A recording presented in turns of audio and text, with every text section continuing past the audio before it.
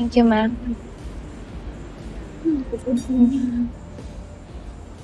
Bakit? Anong distrito mo ulit? Sige, sabihin ko. Ako sa mga project ni ngayon doon. Boss, tumawag si San Pedro. If it's all about the business, wag dito merong ibang tao.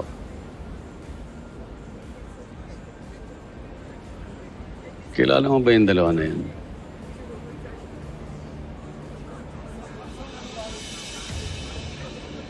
Si Elsie. Isa sa mga bayaning guro. Kasama niya ang nanay niya. Nanay niya pala yan. May kailangan kayo sa kanila.